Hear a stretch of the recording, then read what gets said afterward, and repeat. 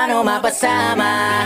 O paano ba sumali sa dinami-daming nagpakawalang atake? Baka kailangan kong maghulog ng barya para madagdagan pa ang oras ko dito kung sakaling mabato man ako ng mabato.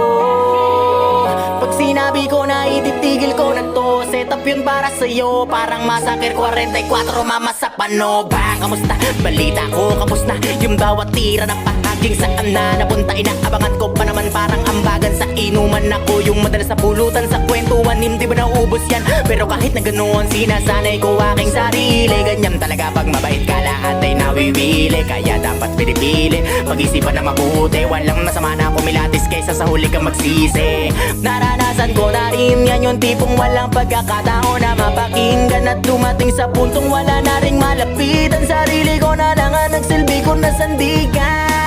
Kaya walang may karapatan para sabihin sa'kin na itigil ko na yan. Sasabihin nyo wala akong pakialam dahil nasimulan ko to nung panahong wala kayo, alam nyo yan. Di ko na kailangan pa na paliwanagan, wala na akong magagawa. Kung saraduhin nyo isipan, di ko kailangan na ipilit ang sarili ko para sa inyo. Marami na kinaya ko na ako lang pumasan. Di ko pinili na lagi na magpadagan. Di ako nasanay sa maling katuwiran, kaya lumakas ang paninindigan na dapat ipanalo ko lahat ng laban. Ganon ako mag-isip, iniwas ako na magpahagip. Mas ginustong magkulong sa silid kaysa sa mundo puno na inggit. Teka baka pwedeng baliin natin to.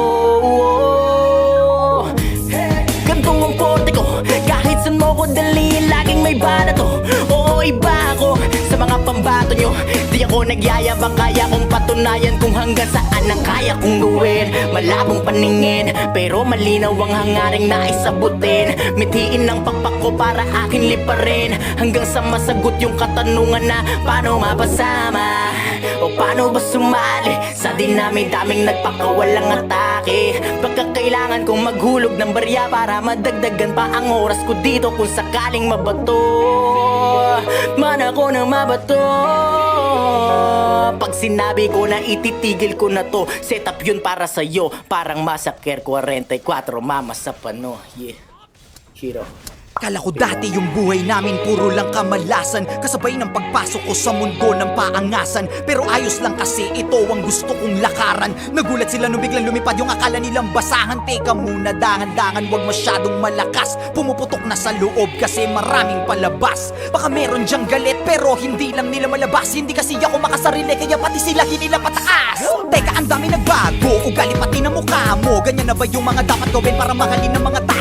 Sa bagay sanay ka naman, no respeto daw kahit pa ba. No, kung gusto nyo ng respeto, tanungin nyo na sila kung magkano. Huwag magpapaapekto, kala mo perfecto. Lalo pag nagsalita na yung mga yang kala mo walang depekto. Samantalang ako ginawa ko lang lahat ng ito ng puro diretsyo. Habang ikaw kailangan may siraan ka para lang makaasenso. Para ka lang chismosong ginawan na lahat ng kwento. Isa kang kupal na manunulat, ya puro ka lang imbento. Tinapakan, inangasan, sinabihang umalis na lang ako rito. Nilabanan, hinayaan, kaya ngayon ako na ang bago paborito. Titirahin nyo ko si balong lang nagdala. Huwag kayong mag-alala, meron din kaming dala. Ganyan naman yung mga ulule, mahilig mangumpara. Nagpapanggap na malawak ang utak, makitid pala. Tanga ka, halatang talangka ka talaga. Kung ako'y guro na awa lang, kaya ka nakapasa. Kala mo lang matalim na kulang ka pa sa tasa. Tumitira ng mabilis, naiintindihan ka ba? Simulan ko na to kung paano mamumana para bumakat sa mga tao. Kaya ko tumira kasi diba tinitira mo ko noong mga panahon na wala akong nakikita sa malayo. Pero di ko tinigilang mga bayo. Ngayon ay naging malinaw na malabo, pero di nyo makikita ang nakatago.